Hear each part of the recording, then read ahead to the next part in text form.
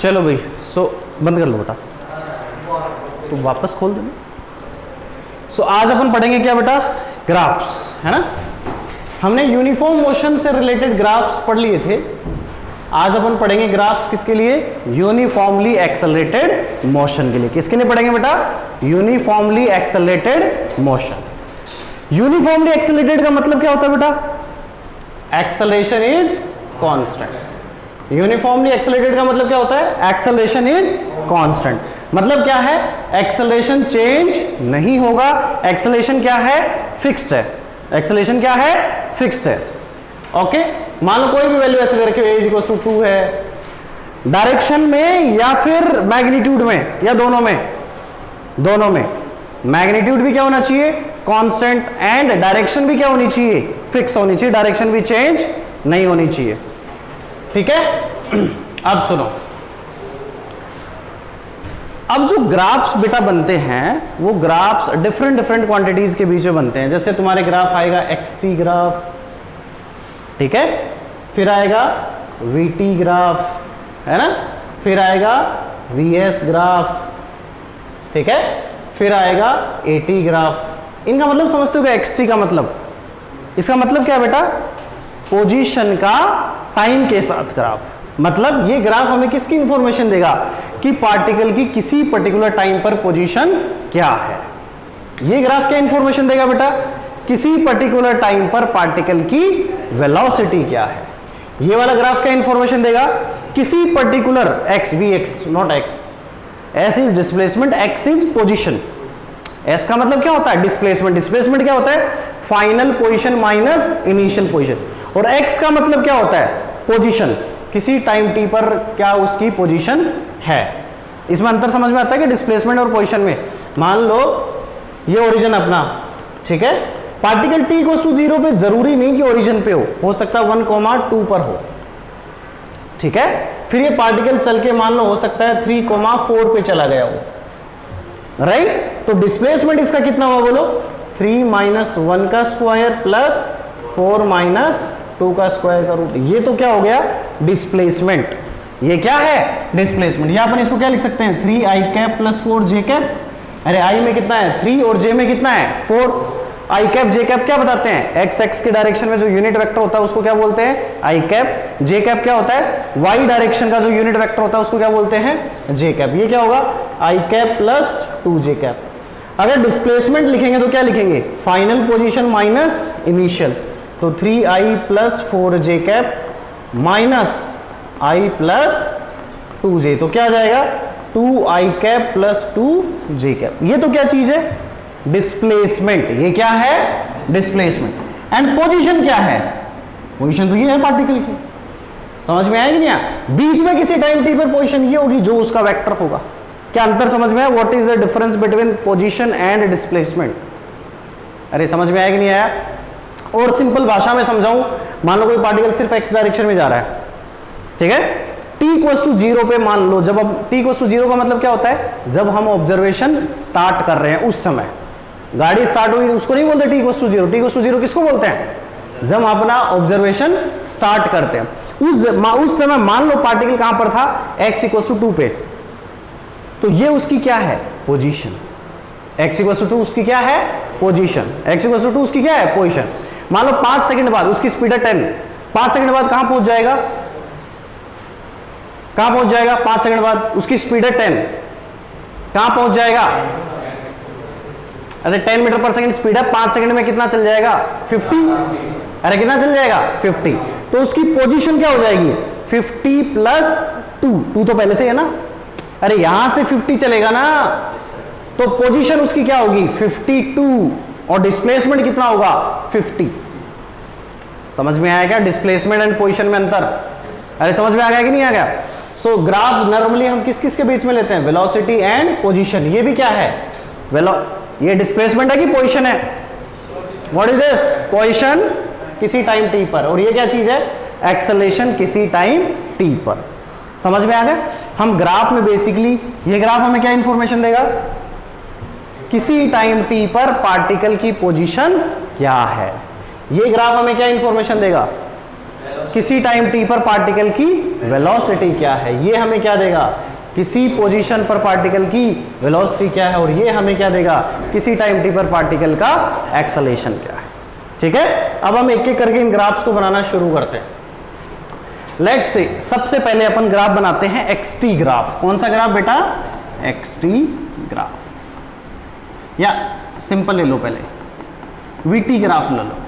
कौन सा graph, vt graph ले लो भाई, vt ग्राफ बनाएंगे सबसे पहले। मतलब कांस्टेंट एक्सेलरेशन के केस में जब भी ग्राफ बनाना होता है तो हम देखो कैसे सोचते हैं, हमारा माइंड कैसे वर्क करता है, ये समझना बड़ा इंपॉर्टेंट है। जब भी हमें vt ग्राफ बनाना होता है हम क्या सोचते हैं, भाई वेलोसिटी और टाइम के बीच में क्या रिलेशन होता है, हमें ऐसी इक्वेशन दिमाग में लानी होती है, हमें सोचना होता है v और t को रिलेट करने वाली इक्वेशन कौन सी है, कौन सी है बोलो, v is equals to u plus at।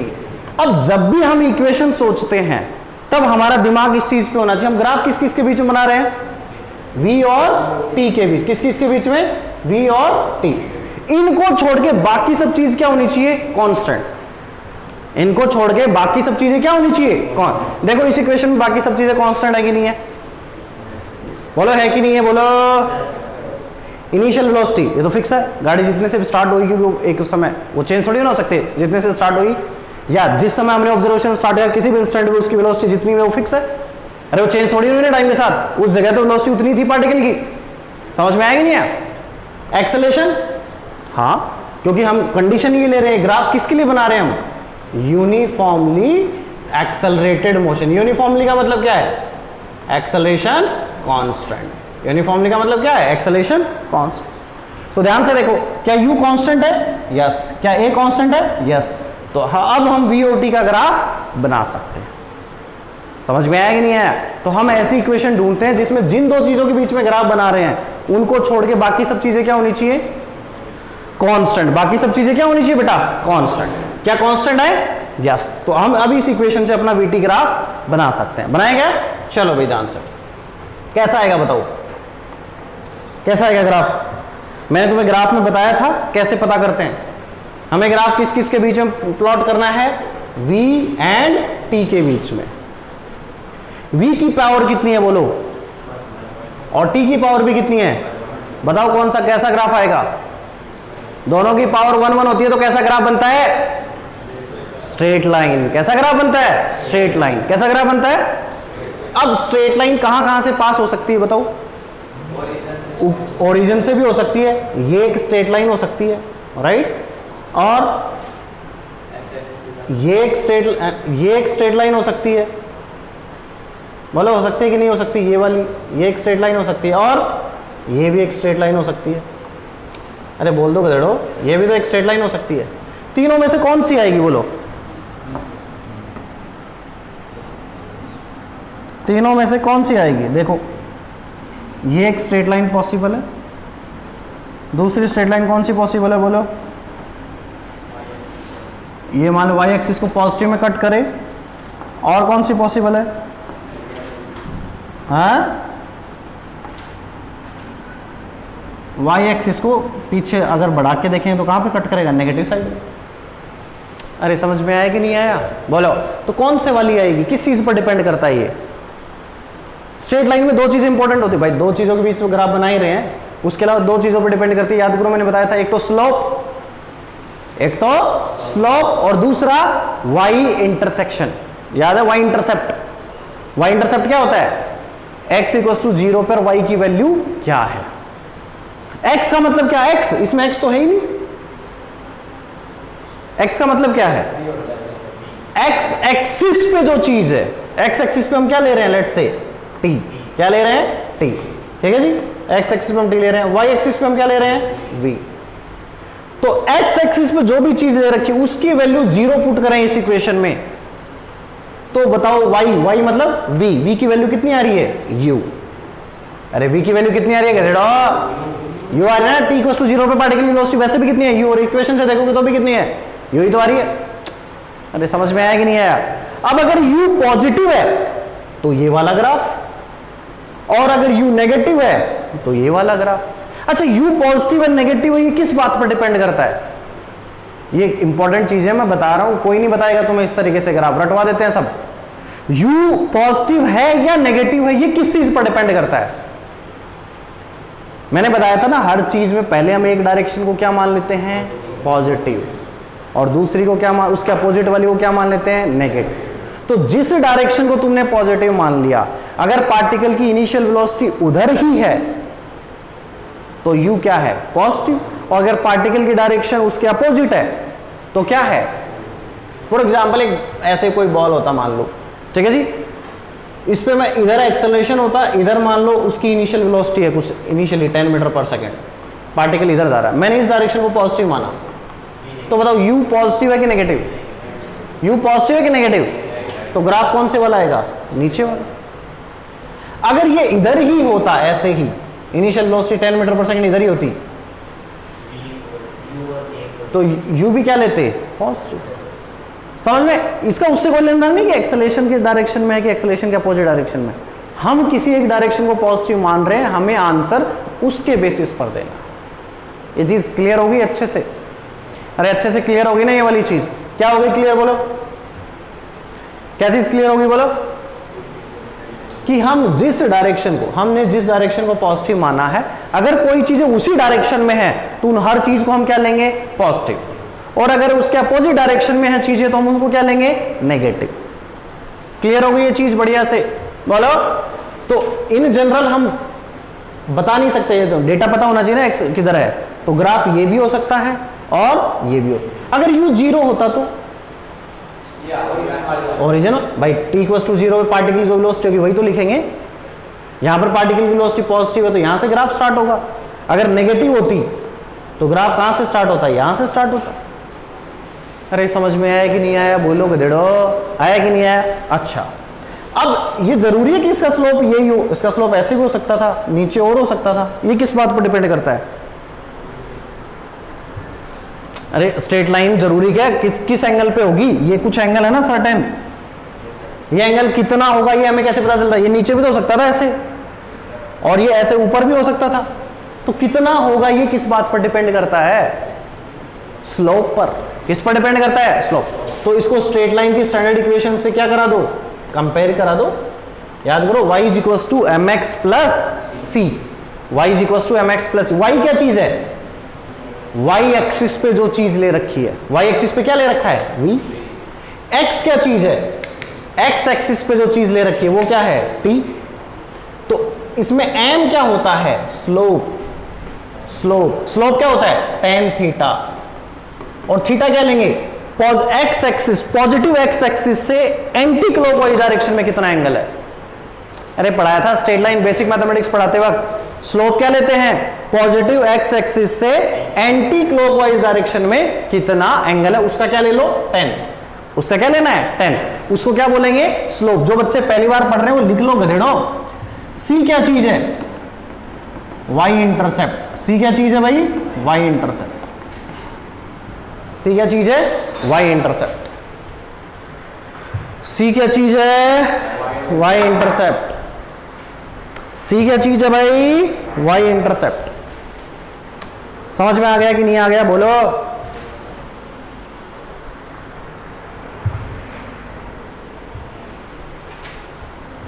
c क्या चीज है, y intercept. y intercept, got it. तो इसमें देख बताओ स्लोप क्या होगा। अरे स्लोप क्या होता है, मैंने तुम्हें 1000 तरीके बता रखे हैं स्लोप निकालने के। स्लोप हम ऐसे भी निकाल सकते हैं, जिन दो चीजों के बीच में ग्राफ बना रहे हैं, ऊपर वाली को ऊपर लिख दो, नीचे वाली को नीचे। तो इस vt ग्राफ का स्लोप क्या बताएगा, dv/dt। अब सोचो dv/dt क्या होता है, dv/dt क्या होता है, एक्सेलरेशन। dv/dt क्या होता है, एक्सेलरेशन। तो vt ग्राफ का स्लोप क्या बताएगा, एक्सेलरेशन। अब इक्वेशन से भी देख लो यही आ रहा है। अरे स्लोप क्या होता है, x का कोफिशिएंट, x क्या है इसमें, t का कोफिशिएंट क्या है, a। अरे समझ में आएगा नहीं, तो दोनों तरीकों से तुम्हें समझा दिया। किसी भी ग्राफ का स्लोप क्या इंफॉर्मेशन देगा, रट्टा नहीं मारना है। y एक्सिस पे जो चीज ले रखी है, dv उसको लिख दो dy, तो dy/dx है, वही उस चीज का आंसर होगा। तो इसका स्लोप क्या बताएगा, एक्सेलरेशन। अरे समझ में आया कि नहीं आया? वाई एक्सिस पे जो क्वांटिटी ले रखी है, वाई एक्सिस पे इसमें क्या क्वांटिटी लग रही है? वेलोसिटी। तो वेलोसिटी का क्या कर देना? डिफरेंशिएशन किसके रेस्पेक्ट में? एक्स एक्सिस में जो क्वांटिटी है, एक्स एक्सिस में क्वांटिटी क्या है? टी। तो वेलोसिटी का टी के रेस्पेक्ट में डिफरेंशिएशन क्या होता है? एक्सेलरेशन। अरे वेलोसिटी का टी के रेस्पेक्ट में डिफरेंशिएशन क्या होता है? एक्सेलरेशन। तो पक्की बात है इसका स्लोप क्या बताएगा? एक्सेलरेशन। बाकी हम यहां से भी निकाल सकते थे कि इसका स्लोप क्या है? Slope is what? टी का कोफिशिएंट। और टी का कोफिशिएंट क्या है? ए। रेडी का कोफिशिएंट क्या है? ए। तो यहां से भी हमें पता चल रहा है कि भाई इसका स्लोप क्या बताएगा हमें? एक्सेलरेशन।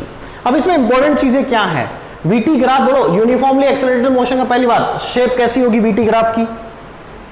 अरे वीटी ग्राफ की शेप कैसी होगी? कैसी होगी? Straight line. अब वो स्ट्रेट लाइन है, वो पॉजिटिव वाई एक्सिस पे काटेगी या नेगेटिव वाई एक्सिस पे काटेगी, ये किस बात पर डिपेंड करता है? ये किस पर डिपेंड करता है? यू पर, इनिशियल वेलोसिटी। अब इनिशियल वेलोसिटी पे कैसे डिपेंड करता है? जो डायरेक्शन हमने मानी है, अगर इनिशियल वेलोसिटी पॉजिटिव मानी है, अगर इनिशियल वेलोसिटी उसी डायरेक्शन में है तो ऊपर काटेगा, और अगर उसके अपोजिट डायरेक्शन में है तो नीचे काटेगा। समझ में आया कि नहीं? दूसरी चीज, एक्स एक्सिस से कितना एंगल बनाएगा, वो डिपेंड किस पे करता है बोलो? एक्सेलरेशन कितना है। अब सोच के देख, अगर acceleration is what? tan theta. अरे tan थीटा वही तो एक्सेलरेशन है। अरे tan theta is what? Slope. जो स्लोप है वही एक्सेलरेशन है। अब सोच के देख, अगर एक्सेलरेशन पॉजिटिव है तो tan थीटा की वैल्यू बताओ कहां से कहां तक वेरी करेगी? 0 से 90। अरे 0 डिग्री से लेकर 90 डिग्री के बीच में tan थीटा हमेशा क्या होता है? पॉजिटिव। tan थीटा हमेशा क्या होता है? पॉजिटिव। तो एक्सेलरेशन अगर पॉजिटिव है तो पक्की बात है लाइन ऐसे हो सकती है, ऐसे हो सकती है, बट 90 से कम ही होगी। समझ? 90 तो ये होगा ना। अरे समझ में आया नहीं आया? अगर एक्सेलरेशन पॉजिटिव है तो, अगर एक्सेलरेशन नेगेटिव है तो स्ट्रेट लाइन ऐसे चल जाएगी, टेढ़ी, 90 से ज्यादा चल जाएगी, क्योंकि तुम्हें पता है 90 डिग्री से 180 डिग्री के बीच में tan थीटा क्या होता है? नेगेटिव। समझ में आया कि नहीं आया? अगर एक्सेलरेशन नेगेटिव है तो स्लोप कैसा हो जाएगा? ऐसे ऐसे, ये मान लो 90 से क्या होगा? एंगल ज्यादा। क्या बात समझ में आ गई? ये ग्राफ समझ में आया क्या भाई? ध्यान से एक बार वापस दिमाग को एकदम क्लियर कर लो, विंडो को समझो वापस से। हम किस यूनिफॉर्मली एक्सेलरेटेड मोशन का कौन सा ग्राफ बना रहे हैं? VT graph. कैसा ग्राफ बना रहे हैं? वीटी। किसी भी चीज का ग्राफ ड्रॉ करने के लिए हमें सबसे पहले क्या पता होनी चाहिए? इक्वेशन। हमें क्या पता होनी चाहिए? Mathematical equation. फिर याद करो, मैंने तुम्हें समझाया था मैथमेटिकल इक्वेशन में किसी से v की मैक्सिमम पावर कितनी है? 1। जिन दो चीजों के बीच में ग्राफ बना रहे हैं उनको देखते हैं। उस इक्वेशन में इसकी मैक्सिमम पावर कितनी है? 1। इसकी मैक्सिमम पावर कितनी है? 1। जब y एक्सिस और x एक्सिस जो क्वांटिटी उनकी मैक्सिमम पावर 1 1 हो तो ग्राफ कैसा होता है? Straight line. हमारे दिमाग में क्लियर हो गया, ग्राफ कैसा आएगा? Straight line. Straight line. अब स्ट्रेट लाइन में पता है तुम्हें, स्टैंडर्ड इक्वेशन में दो वेरिएबल होते हैं, एक तो स्लोप और एक c। एक तो स्लोप और एक c। अगर स्लोप पॉजिटिव है तो पक्की बात है स्ट्रेट लाइन यहां से यहां के बीच में ही होगी, 0 से 90 के बीच में ही होगी, ऐसे ही। समझ में आया नहीं है? अगर क्या स्लोप पॉजिटिव, स्लोप कैसे, अब हमें कैसे पता चलेगा स्लोप पॉजिटिव कि नेगेटिव? बोलो, हमें कैसे पता चलेगा? हमें पता है कि इस ग्राफ का स्लोप क्या होता है? एक्सेलरेशन। वीटी, हर ग्राफ का नहीं, वीटी ग्राफ का जो स्लोप होता है वो क्या होता है? एक्सेलरेशन। अब एक्सेलरेशन पॉजिटिव है मतलब ग्राफ पक्की बात है 0 से 90 के बीच में वेरी करेगा। अरे समझ में आ गया कि नहीं आ गया है? अगर एक्सेलरेशन नेगेटिव है तो पक्की बात है ग्राफ का स्लोप ऐसे होगा, यहां से ऐसे वेरी करेगा, स्ट्रेट लाइन ऐसे आएगी, टेढ़ी। अरे समझ में आ गया कि नहीं आ गया? ये कहां से पता चला हमें? एक्सेलरेशन से। ये कहां से पता चला? एक्सेलरेशन से। ऑलराइट, अब y एक्सिस पे कहां काटेगा ये किस बात पर डिपेंड करता है? c। अब इससे कंपैरिजन करेंगे, c हमारा क्या है? Initial velocity. अगर इनिशियल वेलोसिटी पॉजिटिव है तो ऊपर काटेगा, नेगेटिव है तो नीचे काटेगा। ठीक है? अब मैं 4 ग्राफ बना रहा हूं, तुम्हें इंफॉर्मेशन बतानी, मैंने तो समझा दिया। ये तो है रायता, समझने का रायता। अब देखो क्वेश्चन कैसे बनेंगे, ध्यान से सुनो। तुम्हें बताना है भाई ये ग्राफ किस चीज का है, ठीक है? सभी बच्चे अपना दिमाग लगाएंगे। वीटी ग्राफ क्या क्या पॉसिबल हो सकते हैं, देखना भाई। ये पॉसिबल है वीटी ग्राफ, ठीक है जी? अरे आवाज नहीं रहे लड़के, ये वीटी ग्राफ है। तुम्हें इसमें मेरे को इंफॉर्मेशन बतानी है कि क्या क्या इंफॉर्मेशन तुम बता सकते हो। तुम्हें बताना है यू के बारे में और एक्सेलरेशन के बारे में। जैसे इस केस में मेरे को पता चल गया u है वो नॉन जीरो है, u नॉन जीरो है पहली बात, या इसको अपन ऐसे लिख सकते हैं u greater than zero. u क्या है इसके अंदर? Greater than zero. क्यों, कैसे पता चला? पॉजिटिव y एक्सिस पे काट रहा है। अरे समझ में आया टकले लोग? u क्या है? Greater than zero. एक्सेलरेशन के बारे में क्या कह सकते हो तुम? एक्सेलरेशन के बारे में क्या कह सकते हो? एक्सेलरेशन कांस्टेंट है वो तो पक्का है, स्ट्रेट लाइन तभी ग्राफ आया। अब पॉजिटिव है कि नेगेटिव? क्यों? 0 से 90 के बीच में एंगल बना रही है ये, तो एक्सेलरेशन क्या है? Greater than zero. ठीक है, तो इस ग्राफ से हमें क्या इंफॉर्मेशन मिली? u greater than zero, a greater than zero. समझ में आ गई बात कि नहीं आई? आगे कि नहीं आ गई? स्ट्रेट लाइन का स्लोप, किसी भी स्लोप का मतलब क्या होता है? उस पॉइंट पे क्या ड्रॉ कर दो? टेंजेंट। स्ट्रेट लाइन के किसी भी पॉइंट पे टेंजेंट क्या होती है? खुद स्ट्रेट लाइन। स्ट्रेट लाइन के किसी भी पॉइंट पे टेंजेंट क्या होती है? खुद स्ट्रेट लाइन। तो ये ऐसे ही होगा। समझ में आएगी नहीं यार? तो स्लोप की इंफॉर्मेशन यही होगी, जो स्ट्रेट लाइन है वही उसका स्लोप भी वही बता रहा है। अरे समझ में आ गया क्या? अच्छा, इसको और समझ सकते हैं मैथमेटिकल, जो मैथ्स के बच्चों को बड़ा मजा आएगा समझने में। हमें एक चीज पता है, एक्सेलरेशन कांस्टेंट है और वीटी ग्राफ का स्लोप कैसा होता है? एक्सेलरेशन कांस्टेंट, मतलब वीटी ग्राफ का स्लोप क्या होना चाहिए? कांस्टेंट। और ऐसी कौन सा कर्व है जिसका स्लोप चेंज नहीं होता? Straight line. ऐसा कौन सा कर्व है जिसका स्लोप चेंज नहीं होता? Straight line. तो इसका ग्राफ कैसा आएगा? Straight line. ऐसे भी समझ सकते हैं। समझ में आया ही नहीं है? इसके अलावा कोई भी चीज होगी स्ट्रेट लाइन के, उसका कर्व क्या होता है? चेंज होता है।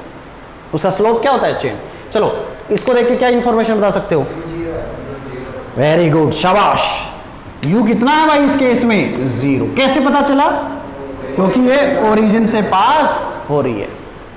समझ में आया ही नहीं है? अच्छा, एक्सेलरेशन के बारे में क्या कह सकते हो? Greater than zero. वेरिएबल नहीं है गधेड़ो, कांस्टेंट है हर केस में एक्सेलरेशन। समझ में आया नहीं है? कांस्टेंट। यूनिफॉर्मली एक्सेलरेटेड मोशन के ग्राफ बना रहे हैं गधेड़ो। अरे समझ में आया ही नहीं? आ गया? तो a क्या आ गया? Greater than zero. a क्या आ गया? Greater than zero. इसके बारे में बोलो, क्या बोल सकते हो? u क्या है? Less than zero. और a? a देखते हैं एंगल कितना बना रही है उससे, और u देखते हैं कहां काट रही है उससे। लिख लेना ये चीज, बना लो तीनों ग्राफ। समझ में आएगी नहीं है? अच्छे से समझ लेना बेटा, ये चीज बहुत इंपॉर्टेंट है, बढ़िया से समझ लो।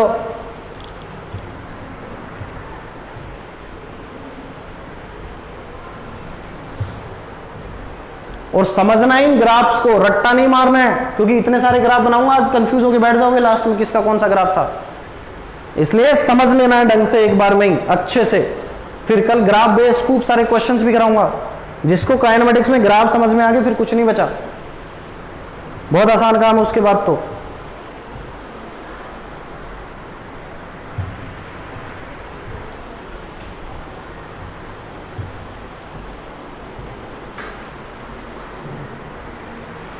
तीन लेक्चर के बाद मोशन इन 1D का टफ से टफ क्वेश्चन तुम आराम से कर सकते हो। अभी कुछ चीजें और तुम्हें पढ़ानी बाकी है।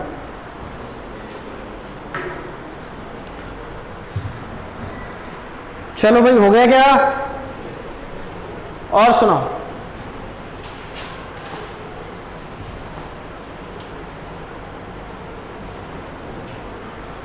और बना रहा हूं मैं ग्राफ, तुम बताओगे मुझे।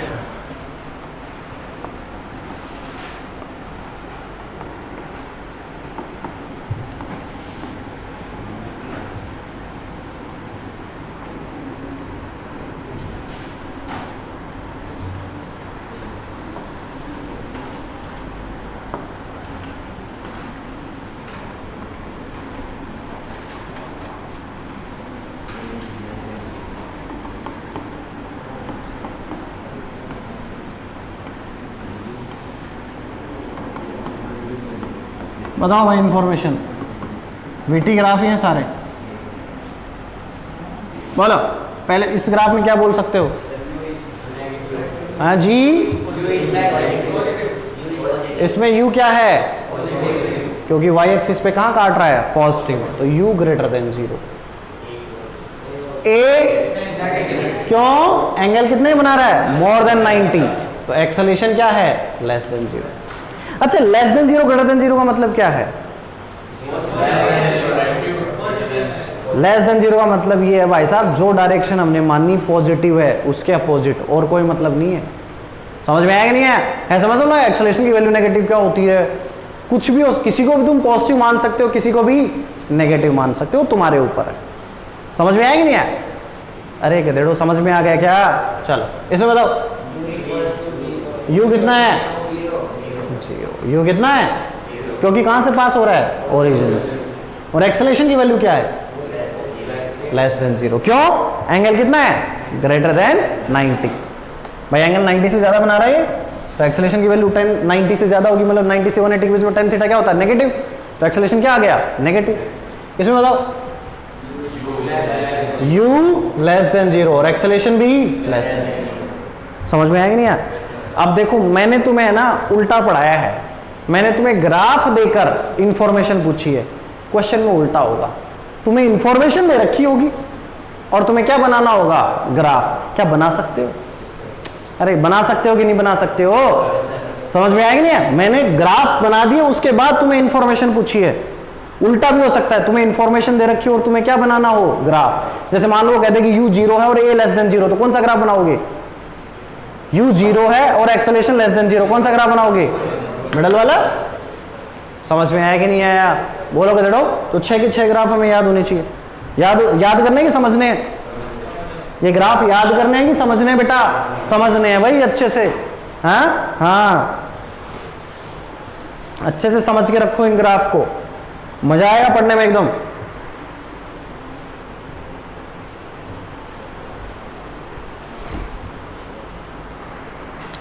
अच्छा, वीटी ग्राफ का स्लोप हमें क्या इंफॉर्मेशन देता है? किसकी इंफॉर्मेशन देता है? एक्सेलरेशन की। किसकी इंफॉर्मेशन देता है? एक्सेलरेशन। ठीक है जी, ओके। अच्छा, वीटी ग्राफ का एरिया अंडर कर्व क्या इंफॉर्मेशन देगा? मान लो एरिया अंडर कर्व का मतलब समझते हो क्या? क्या होता है एरिया अंडर कर्व का मतलब? होता है एक स्टार्टिंग पॉइंट देगा तुम्हें, एक एंड पॉइंट देगा। ठीक है, मान लो मैं कहता एरिया अंडर कर्व इसका 0 से लेकर इस टाइम के बीच में एरिया अंडर कर्व क्या है, तो एक तो ये स्टार्टिंग पॉइंट हो गया और ये क्या हो गया, एंड पॉइंट। अब तुम्हें क्या करना होता है, स्टार्टिंग पॉइंट को वाई एक्सिस में ऐसे बनाना होता है, और ये तो बना हुआ है पहले से ही। तो इसके बीच का जो ये एरिया, इसको अपन क्या बोलेंगे, एरिया अंडर द कर्व। क्या बोलेंगे, area under the curve. Curve के अंदर एरिया कितना है? कर्व के अंदर एरिया मतलब एक्स एक्सिस तक। कहां तक? एक्स है, ऐसा नहीं कि नीचे का भी ले लेंगे। कहां तक लेंगे सर? X axis. फिर सर कहोगे इसमें आपने वाई एक्सिस भी लिया। वाई एक्सिस कोई जरूर नहीं है। क्यों? जैसे मान लो मैं कह देता x बराबर -5 से x इक्वल टू -1। ध्यान से देखो, x इक्वल टू -5 यहाँ है और x इक्वल टू -1 कहाँ है, यहाँ। तो हम ये कर्व है और चौथी हिस्सा क्या लेंगे, एक्स एक्सिस। सिर्फ ये वाला एरिया लेना। समझ में आएगी नहीं? अब बताएंगे, पहले समझ में एरिया अंडर कर्व होता क्या है, पहले ही समझ में आया क्या? एरिया अंडर कर्व लेते वक्त हम किसको लेंगे, किस किस को लेते हैं? Lower limit, upper limit, Y axis के अलोंग ले लो। अरे समझ में आया ही नहीं है? मान लो मैंने बोला x बराबर -5, तो x बराबर -5 का ग्राफ कैसा होगा भाई बताना? x बराबर -5 का ग्राफ कैसा होगा? ये मान लो -5 है, तो कैसे आएगी स्ट्रेट लाइन? ये, क्योंकि इस स्ट्रेट लाइन के हर पॉइंट पे x की वैल्यू कितनी है, -5। अरे समझ में आया कि नहीं आया गधेड़ो? समझ में आया कि नहीं आया? तो एरिया अंडर कर्व का मतलब क्या होता है, अगर तुम्हें ध्यान से अच्छे से समझाऊं मैथमेटिकली, एरिया अंडर कर्व का मतलब क्या होता है? जो हमें लिमिट दे रखी है, लिमिट मतलब वो बोलेगा 1 से लेके 2 तक के बीच का एरिया अंडर कर्व बताओ, तो किसका बना लोगे? x बराबर 1, x बराबर 2, कर्व एंड x एक्सिस। समझ में? इन चारों से घिरा हुआ जो एरिया है उसको अपन क्या बोलते हैं? Area under the curve. जैसे मान लो मैं ऐसे समझा रहा हूं नॉर्मल, मान लो मेरा कोई शेप ऐसी है, ठीक है, टकले लोग, मैंने बोला x बराबर 1 से x इक्वल टू 5 के बीच में एरिया अंडर कर्व बताओ। ये 1 है, ये 2 है, ये 3 है, ये 4 है, ये 5 है, ये 6 है, हैं? ये 0 है। x इक्वल्स टू 1, तो मैंने कहा x इक्वल्स टू 1 से लेकर x इक्वल्स टू 6 तक तुम्हें एरिया अंडर कर्व बताना है। तो तुम क्या करोगे, x इक्वल्स टू 1 है ना, एक स्ट्रेट लाइन ऐसे खींच दोगे, खींच दी। फिर दूसरी क्या है, x इक्वल्स टू 6 या 4 ले लो, थोड़ा सा मैंने तुम रट लोगे वरना, 4 का मतलब 4 तक स्ट्रेट लाइन खींच ली, ठीक है। तीसरी चीज क्या है, कर्व। इन दोनों के बीच में कर्व क्या आ रहा है, ये वाला हिस्सा ही तो कर्व में है।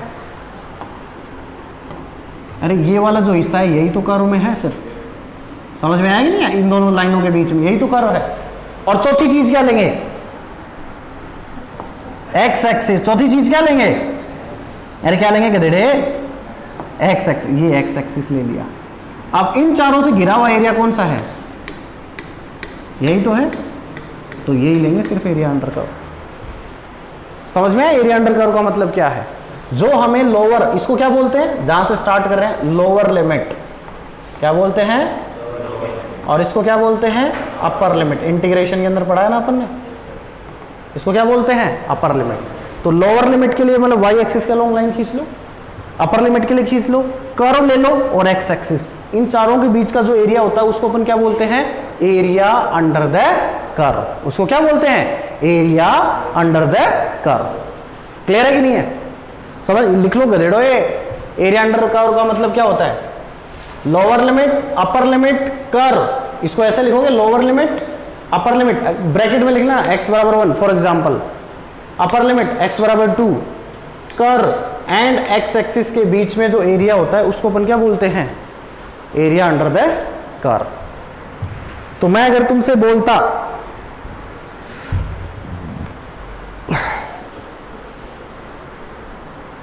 बहुत इंटरेस्टिंग टॉपिक है, पूरी काइनेमेटिक्स का सबसे आसान भी टॉपिक है और सबसे टफ भी है ये, जिसको आ गया उसकी जिंदगी बन गई।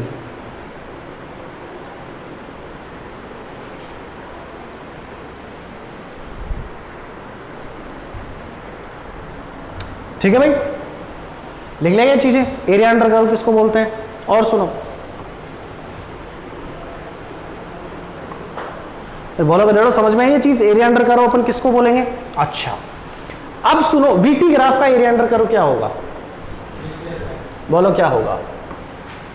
अब एरिया अंडर कर्व जब हमें निकालना होता है तो देखो वाई एक्सिस पे क्या है, वी, और एक्स एक्सिस पे क्या है, टी। एक्स एक्सिस पे क्या है, टी है, ठीक है जी। वाई एक्सिस पे क्या है, वी, और एक्स एक्सिस पे क्या है, टी है। एरिया अंडर कर्व क्या इंफॉर्मेशन देगा ये हम कैसे निकालते हैं, वाई एक्सिस पे जो चीज है उसको और एक्स एक्सिस पे जो चीज है उसको क्या कर दो, मल्टीप्लाई, क्या कर दो, स्लोप के लिए हम क्या करते हैं, डिवाइड। स्लोप के लिए क्या करते हैं, dy by D x. Slope क्या होता है, dy by D x. Area under the curve क्या होता है, y इंटू डी एक्स। ध्यान से रखो हमेशा, स्लोप का मतलब क्या होता है, dy बाई डी एक्स, या फिर अपन ऐसे भी लिख सकते हो delta y upon delta x, थोड़ा ज्यादा इंटरवल लेंगे तो, ठीक है जी। अगर एरिया अंडर कर्व की बात करें, AUD, उसका मतलब क्या होता है, y इंटू डी एक्स। अभी रटना नहीं है y और x को, y का मतलब क्या है, y एक्सिस पे क्या चीज ली, x का मतलब क्या है, x एक्सिस पे क्या चीज ली। ध्यान से देखो इसमें, y एक्सिस पे क्या चीज है बेटा, v, x एक्सिस पे क्या है, t। वेलोसिटी इनटू टाइम क्या होता है, देखो क्या होता है, डिस्प्लेसमेंट। क्या होता है, अबे गधेड़ो, v इज इक्वल टू क्या होता है, ds बाई डी टी। तो v इंटू डी टी क्या होगा, बेसिकली डिस्प्लेसमेंट। अरे क्या होगा, डिस्प्लेसमेंट। तो इसका एरिया अंडर कर्व क्या इंफॉर्मेशन देगा, डिस्प्लेसमेंट। तो वीटी ग्राफ का एरिया अंडर कर्व हमें किसकी इंफॉर्मेशन देता है। तो बताओ कोई भी ग्राफ हो वो कितनी इंफॉर्मेशन दे सकता है, कितनी चीजों के बारे में बता सकता है, 3। एक तो स्लोप, एक एरिया अंडर कर्व, एक भाई ग्राफ जिसका बना रहे वो भी तो बता रहा है कि इस समय पर वेलोसिटी क्या है। अरे हमें 3 इंफॉर्मेशन मिल रही है ना, एक तो स्लोप से, एक एरिया अंडर कर्व से, एक गधेड़ो जिस चीज का ग्राफ बना। 10th तक तो तुम स्लोप वोलोप कुछ नहीं पढ़ा, तो ग्राफ इंफॉर्मेशन देता था कि नहीं देता था, देता था ना। एक्स एक्सिस के करस्पॉन्डिंग वाई की वैल्यू क्या है।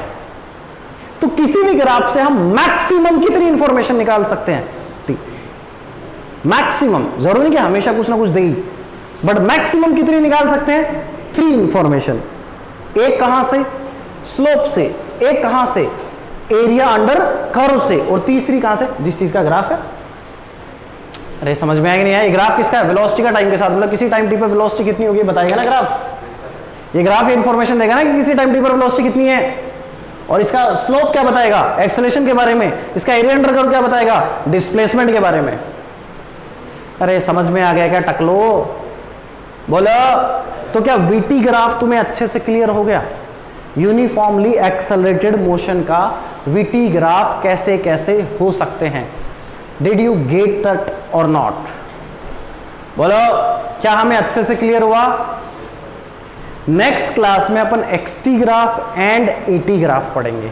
तो उसके अगले क्लास में वीएक्स ग्राफ काइनेटिक एनर्जी के साथ, उसके साथ ये वो सारे ग्राफ पढ़ लेंगे। तो 3 लेक्चर कम से कम इसके अंदर लगेंगे। तो समझना है बेटा, कंटेंट वाइज हो सकता है तुम्हें कम लगे, बट अगर समझोगे तो इस पूरे लेक्चर को तुम 1.5 घंटे लगेगा अगर तुम अच्छे से समझ के करोगे तो। अपने रफ कॉपी में ग्राफ बनाना, टेढ़े मेढ़े बना के सोचना क्या क्या इंफॉर्मेशन दे सकता है ये, एक्सेलरेशन पॉजिटिव नेगेटिव, ये पॉजिटिव नेगेटिव, ये वो फलान दिगड़ तिगड़, ठीक है। फिर इस ग्राफ पे बेस हम बहुत सारे क्वेश्चंस करेंगे भी। ठीक है बेटा, आज इतना है।